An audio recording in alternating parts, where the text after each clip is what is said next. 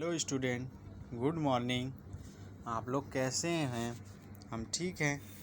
तो dear student, हम लोग डेली कुछ न कुछ नया चैप्टर पढ़ते हैं कंप्यूटर के बारे में।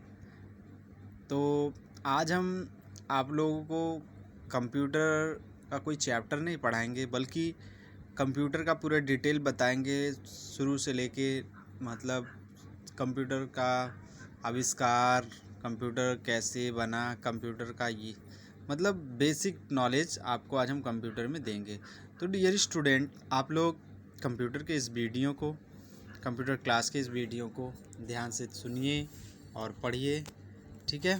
तो माय डियर स्टूडेंट, प्लीज़ आप लोग मेरे कंप्यूटर के क्लास को पढ़िए और वीडियो देखिए, ठीक है? तो बच्चों, सबसे पहली बात तो ये है कि कंप्यूटर का नॉलेज कैसे हुआ, कंप्यूटर आया कैसे लाइफ में सबके, ठीक है? यहाँ हम कंप्यूटर की बात करेंगे, कंप्यूटर क्या है, कंप्यूटर कैसे चलाते हैं, ठीक है? आसान भाषा में कहा जाए तो कंप्यूटर एक इलेक्ट्रॉनिक यंत्र होता है। जैसा डियर स्टूडेंट, आप लोगों को पता है कि कंप्यूटर एक इलेक्ट्रॉनिक डिवाइस है, ठीक है? ये जवाब शायद आप सभी को पहले से ही पता हो, तो शायद आप सोच रहे होंगे कि आज फिर हम कंप्यूटर को क्यों बता रहे हैं, क्योंकि डियर स्टूडेंट आप लोगों को हम बताना चाहते हैं। तो डियर स्टूडेंट, तब हम लोगों ने कैसे चलाना, कैसे कंप्यूटर को, क्या क्या पार्ट्स होते हैं, ये सब जानना है आज। तो बेसिक जानकारी क्या होती है आज हम आपको पूरी बताएंगे। तो डियर स्टूडेंट, आपको कंप्यूटर के बारे में अधूरी बातें मैं नहीं बताऊंगा। आपको कंप्यूटर की बेसिक जानकारी पता है, पर क्या आपको ये पता है कि ये कैसे काम करता है, किसने इसे पहले बनाया और किस दौर से होकर ये गुजरा, कंप्यूटर के विशेषताओं में कितने बदलाव देखने को मिले इतने वर्षों में। आज जो कंप्यूटर हम इस्तेमाल कर रहे हैं, इसके पीछे कई वैज्ञानिकों के सालों के मेहनत का नतीजा है। वहीं आधी अधूरी ज्ञान से तो अच्छा पूरा ज्ञान आपके पास हो। आज मैं आप लोगों को आर्टिकल कंप्यूटर किसे कहते हैं, इसके मुख्य अंग क्या हैं, कंप्यूटर का फुल फॉर्म और ये काम कैसे करता है, के साथ साथ आप लोगों को इस यंत्र के बारे में पूरी जानकारी देना चाहता हूँ। तो फिर मैं आपको बताना चाहता हूँ, what is the computer. Computer क्या है? कंप्यूटर एक मशीन है, जैसा कि आप लोगों को मैं बता चुका हूँ डियर स्टूडेंट। क्लास 1 से लेके 5 तक हमने बता चुका है, बार बार बताया है कि कंप्यूटर एक इलेक्ट्रॉनिक डिवाइस है और एक मशीन है जो कुछ तय निर्देशों के अनुसार कार्य को संपादित करता है, जो कुछ तय निर्देशों के अनुसार कार्य को संपादित करता है। एक ऐसा इलेक्ट्रॉनिक यंत्र है जिसमें बनाया गया है जानकारी के साथ काम करने के लिए। यह शब्द कंप्यूटर लैटिन के शब्द कंप्यूटर से लिया गया है। इसका अर्थ है कैलकुलेशन करना या गणना करना। कंप्यूट का मतलब है कि कैलकुलेशन करना या गणना करना, गिनती करना, कैलकुलेशन करना, एक ही बात हुआ। तो इसका मुख्य तौर से तीन काम है। पहला डाटा को लेना, जिसे हम इनपुट भी कहते हैं,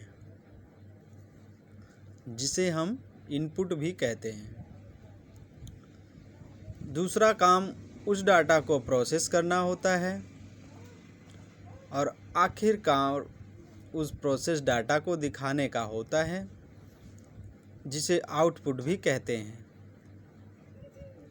dear student, input data, processing, output data, मतलब पहले हम अपने डाटा को इनपुट कराते हैं, फिर वो प्रोसेसिंग करता है, फिर हमें आउटपुट करके रिजल्ट देता है। तो डियर स्टूडेंट, बात ये हुई कि कंप्यूटर का इस आविष्कार किसने किया। फादर्स ऑफ कंप्यूटर के बारे में आप लोगों को बताया मैंने। आप लोग को पता है मॉडर्न कंप्यूटर के फादर हैं चार्ल्स बैबेज। कौन? Charles Babbage. क्योंकि उन्होंने ही सबसे पहले मैकेनिकल कंप्यूटर को डिज़ाइन किया था, जिसे एनालिटिकल इंजन के नाम से भी जाना जाता है। इसमें पंच कार्ड की मदद से डाटा को इंसर्ट किया जाता था। इसमें पंच कार्ड की मदद से डाटा को इंसर्ट किया जाता था।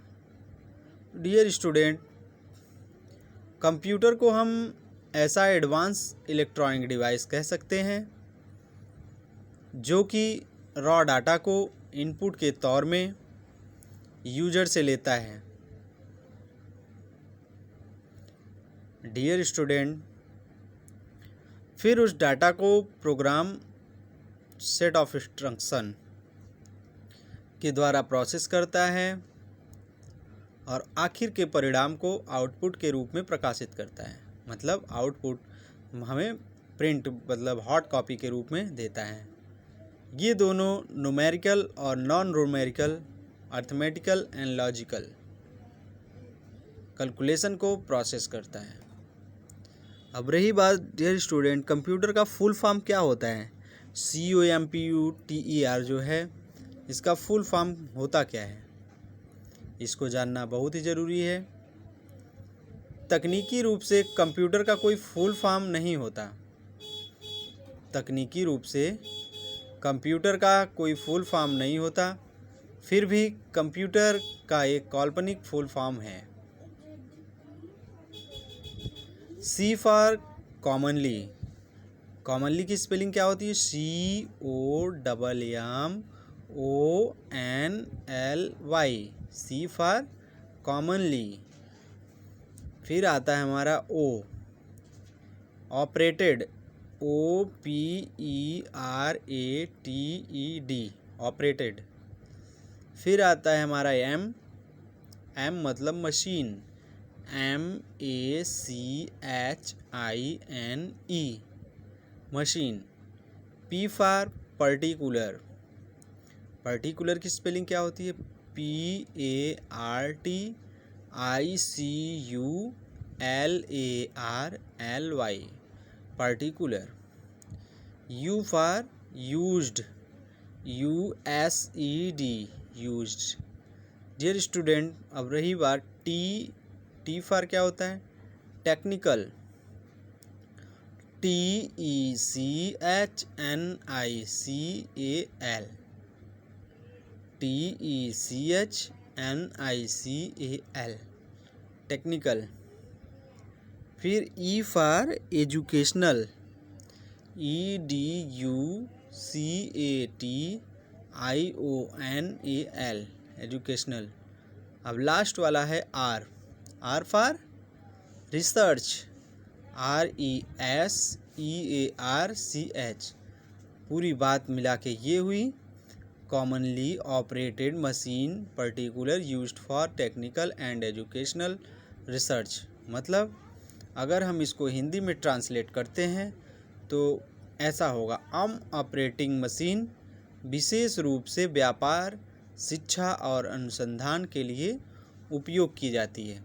डियर स्टूडेंट, एक बार मैं आपको फिर से बताना चाहता हूँ इसका ट्रांसलेट कि ऑपरेटिंग मशीन विशेष रूप से व्यापार, शिक्षा और अनुसंधान के लिए उपयोग की जाती है।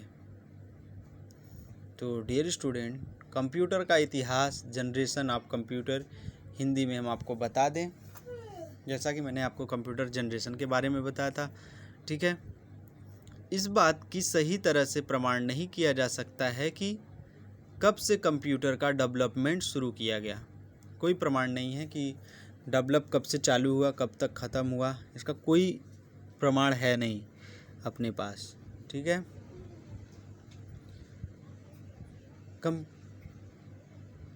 लेकिन ऑफिशियली कंप्यूटर की डेवलपमेंट को जनरेशन के मुताबिक क्लासिफाई कर दिया गया है।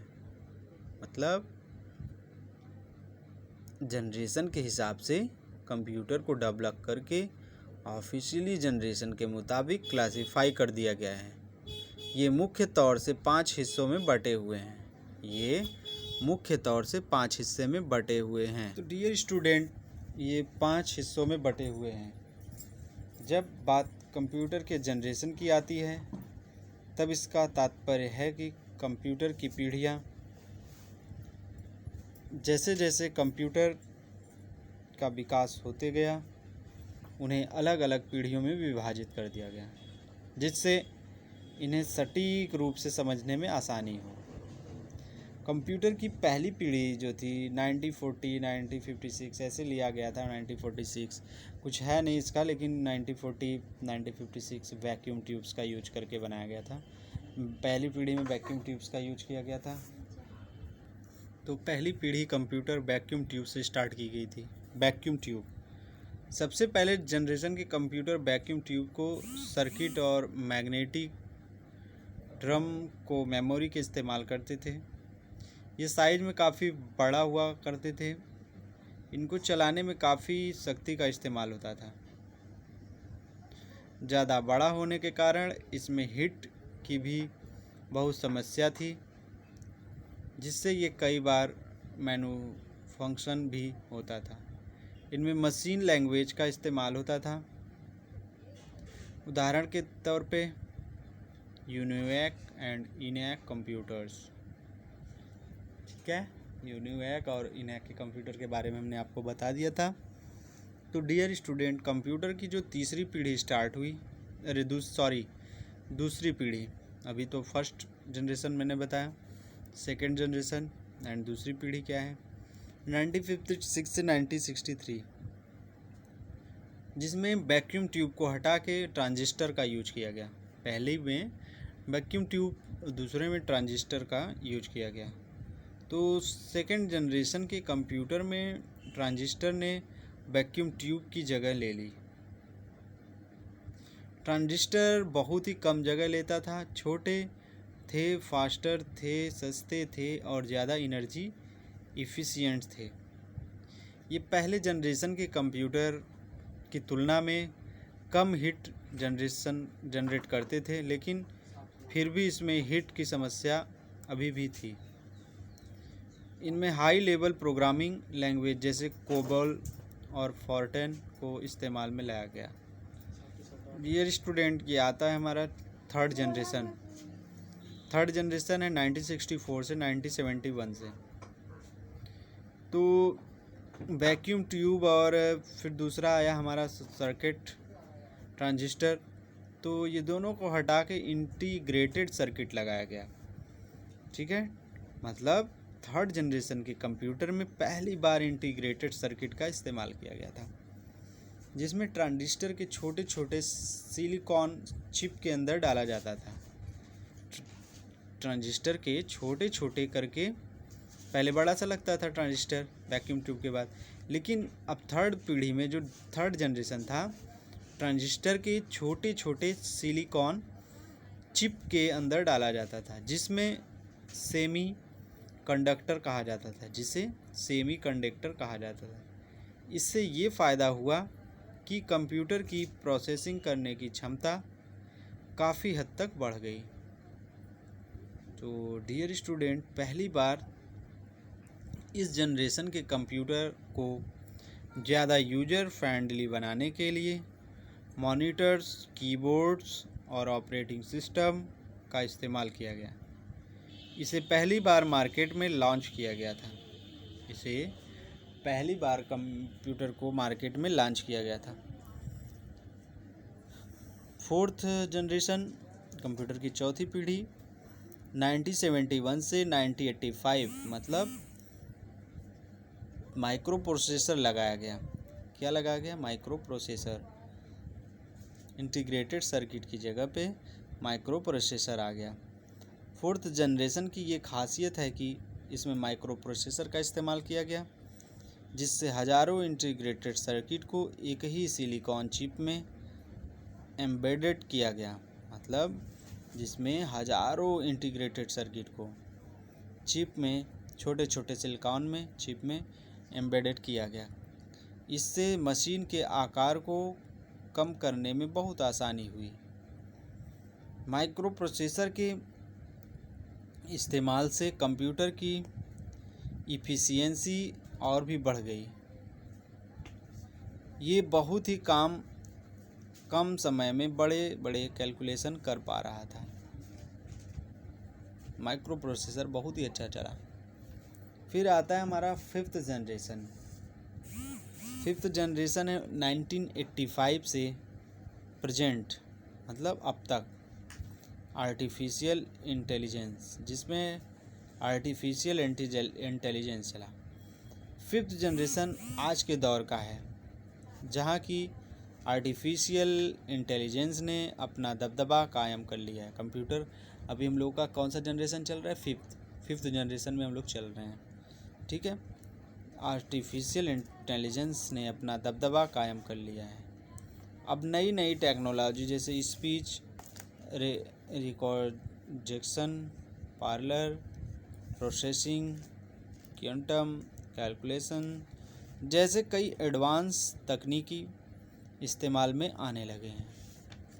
तो डियर स्टूडेंट, मेरे कहने का मतलब ये है कि यह एक ऐसा जनरेशन है जहाँ की कंप्यूटर की आर्टिफिशियल इंटेलिजेंस होने के कारण स्वयं डिसीजन लेने की क्षमता आ चुकी है। तो डियर स्टूडेंट, धीरे धीरे इसके काम ऑटोमेटेड हो गए। कंप्यूटर का आविष्कार आधुनिक कंप्यूटर का जनक। ऐसे तो बहुत से लोग ने इस कंप्यूटिंग फील्ड में अपना योगदान दिया, लेकिन इन सब में से ज़्यादा योगदान चार्ल्स बैबेज का है, क्योंकि उन्होंने ही सबसे पहले एनालिटिकल इंजन सन 1837 में निकाला था। उनके इस इंजन में ALU बेसिक फॉलो कंट्रोल और इंटीग्रेटेड मेमोरी की कॉन्सेप्ट लागू की गई थी। इसी मॉडल पे ही बेस करके आजकल के कंप्यूटर को डिज़ाइन किया गया। इसी कारण उनका योगदान सबसे ज़्यादा है,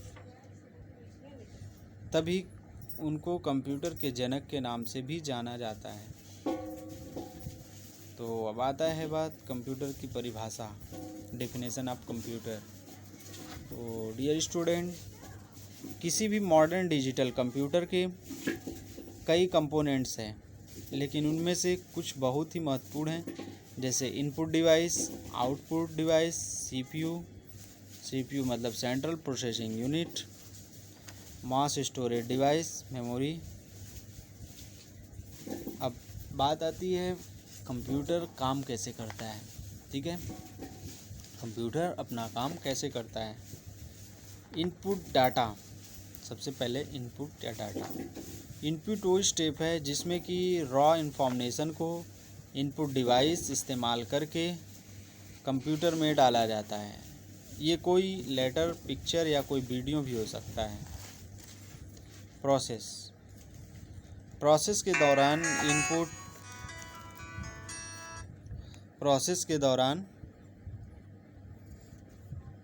इनपुट हुए डाटा को इंस्ट्रक्शन के अनुसार प्रोसेसिंग की जाती है।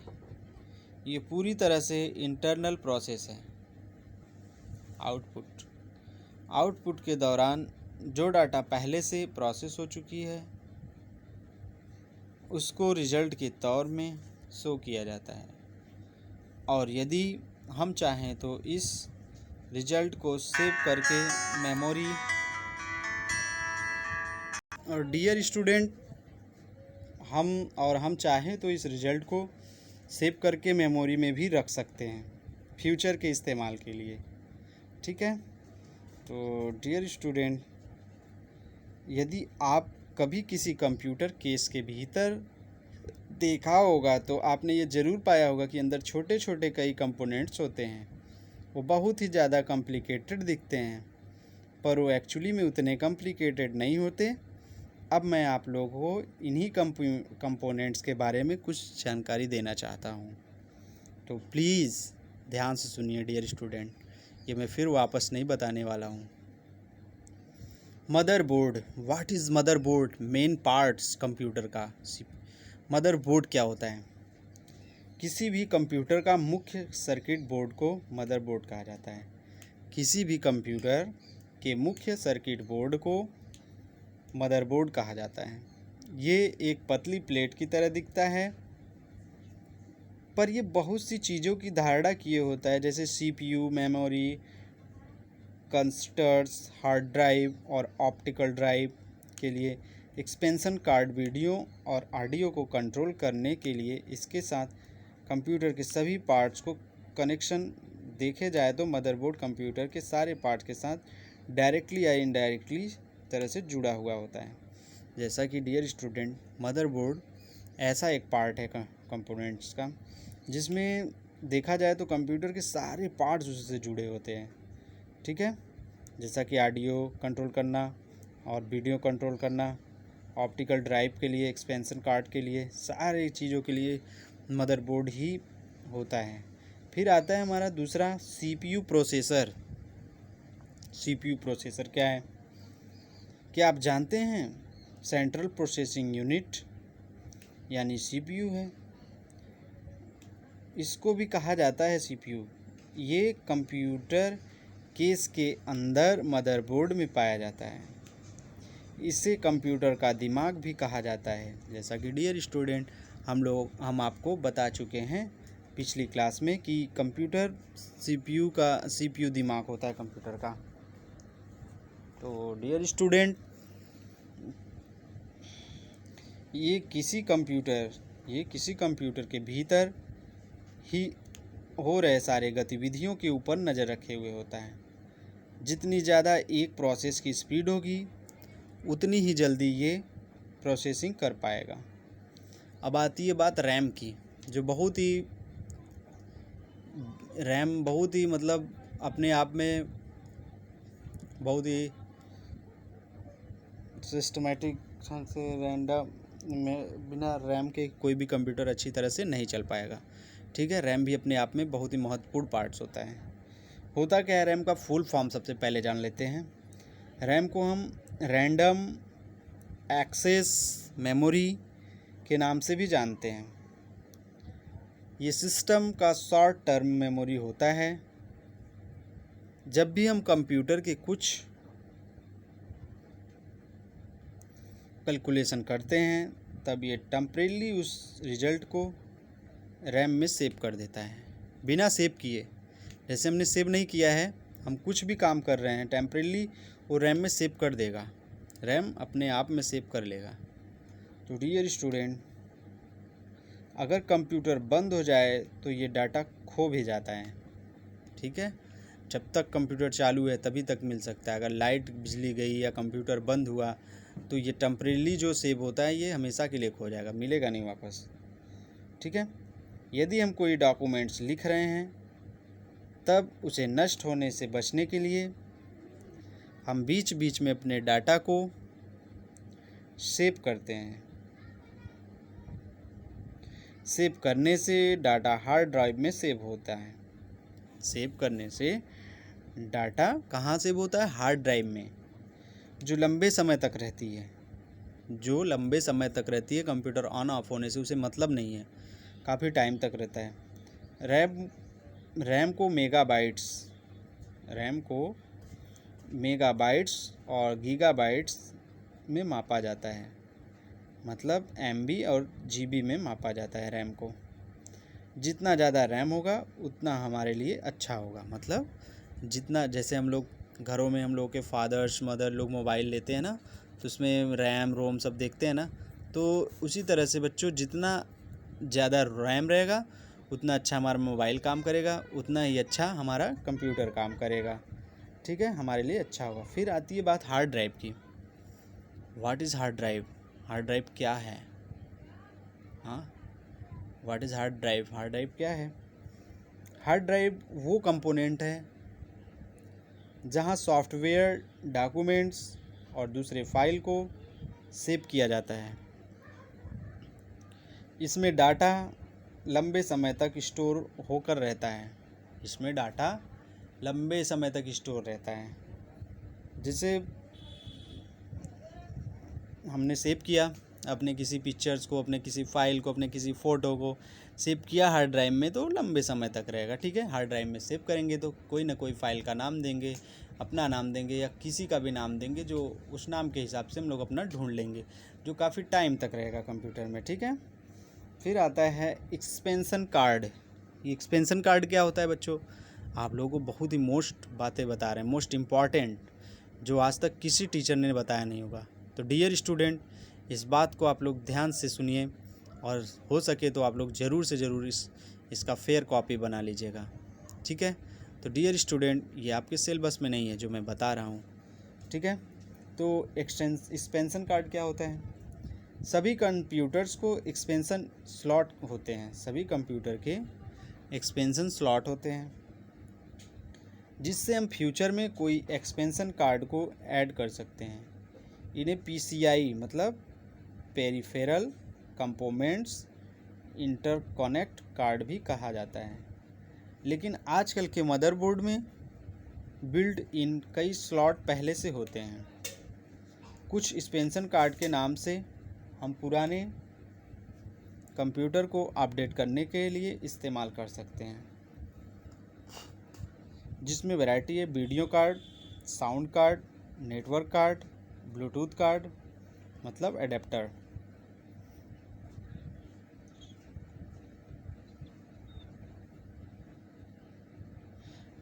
सबसे बड़ी बात डियर स्टूडेंट नोट करने वाली, यदि आप कभी भी कंप्यूटर के भीतरी चीज़ों को खोल रहे हैं, मतलब कभी कंप्यूटर के अंदर कोई फॉल्ट हो गया, कोई दिक्कत आ गई, आप खोल रहे हैं उसको, तो सबसे पहली चीज़ मुख्य सॉकेट से प्लग को निकाल देना चाहिए। मतलब जहाँ से मेन सप्लाई आ रही है बोर्ड से, हमें अपने प्लग को निकाल देना चाहिए। तो अब आती है डियर स्टूडेंट बात हमारी कंप्यूटर हार्डवेयर और सॉफ्टवेयर, कंप्यूटर हार्डवेयर और सॉफ्टवेयर। अब बात आती है हार्डवेयर और सॉफ्टवेयर की, जिसको जानना बहुत ही ज़रूरी है बच्चों। हार्डवेयर और सॉफ्टवेयर क्या होते हैं? तो सबसे पहले हम बताएं कंप्यूटर हार्डवेयर के बारे में। कंप्यूटर हार्डवेयर को हम कोई ऐसी चीज़, फिजिकल डिवाइस कह सकते हैं, जिसे हम अपने कंप्यूटर में इस्तेमाल करते हैं। वही कंप्यूटर सॉफ्टवेयर का मतलब है कोड्स का कलेक्शन, जिसे हम अपने मशीन के हार्ड ड्राइव में इंस्टॉल करते हैं हार्डवेयर को चलने के लिए। उदाहरण के तौर पे कंप्यूटर मॉनिटर जो हम पकड़ने के लिए इस्तेमाल करते हैं, माउस जिसे हम नेविगेट करने के लिए इस्तेमाल करते हैं, ये सब कंप्यूटर हार्डवेयर हैं। वहीं इंटरनेट ब्राउज़र जिससे हम वेबसाइट विजिट करते हैं, और ऑपरेटिंग सिस्टम जिसमें कि वो इंटरनेट ब्राउज़र रन होता है, ऐसी चीज़ों को हम सॉफ्टवेयर कहते हैं। तो डियर स्टूडेंट, हम ये कह सकते हैं कि कंप्यूटर सॉफ्टवेयर और हार्डवेयर का सम्मिश्रण है, दोनों एक दूसरे में मिश्रित हैं। दोनों की समान भूमिकाएं हैं, दोनों साथ मिलकर ही कोई काम कर सकते हैं। तो डियर स्टूडेंट, मैंने पिछली क्लास में आपको हार्डवेयर और सॉफ्टवेयर बताया था। तो हार्डवेयर और सॉफ्टवेयर मैंने बताया, जैसे दोनों हाथ से ताली बजती है, एक हाथ से ताली बजेगी नहीं, तो इसी तरह हार्डवेयर और सॉफ्टवेयर दोनों एक साथ मिलकर काम करेंगे। अगर आप चाहें केवल सॉफ्टवेयर रख लें तो हार्डवेयर मेरा बिना हार्डवेयर के काम नहीं करेगा, और चाहें आप केवल हार्डवेयर रख लें बिना सॉफ्टवेयर के चलाएं तो कभी भी नहीं चल सकता, क्योंकि सॉफ्टवेयर के बिना कंप्यूटर खाली डिब्बा के समान है। तो डियर स्टूडेंट, आप लोगों को मैंने पिछले क्लास में भी हार्डवेयर सॉफ्टवेयर बताया था और जनरेशन कंप्यूटर के बारे में बताया था। सारी बातें हम आपको बता चुके थे, इसलिए आज हम आपको रिवीजन क्लास लिए हैं। आप इसको नोट करिए, आप इसको ध्यान से पढ़िए, क्योंकि ये बातें आपको कोई बताने वाला नहीं है, आपके सिलेबस में भी नहीं है, हम आपको एक्स्ट्रा आज पढ़ाए हैं। तो इस बात को आप लोग प्लीज़ ज़रूर नोट करिएगा। तो कल की क्लास में हम आपको बताएंगे कंप्यूटर के प्रकार, टाइप्स ऑफ कंप्यूटर इन, ठीक है, कंप्यूटर के प्रकार बताएंगे, जो कि हम पहले भी बता चुके हैं आपको कंप्यूटर के प्रकार, ठीक है। तो डियर स्टूडेंट, आप लोग प्लीज़ इस वीडियो को ध्यान से देखिए और पढ़िए और अपना ख्याल रखिए। क्लास जब ओपन होगा, हमारा कॉलेज स्कूल खुलेगा, तो हम लोग लैब में चलेंगे, तो सारी बातें जो हम बताएं आपको लैब में करवाएंगे, तो आप लोगों को ज़्यादा समझ में आएगा, ठीक है डियर स्टूडेंट। Thank you.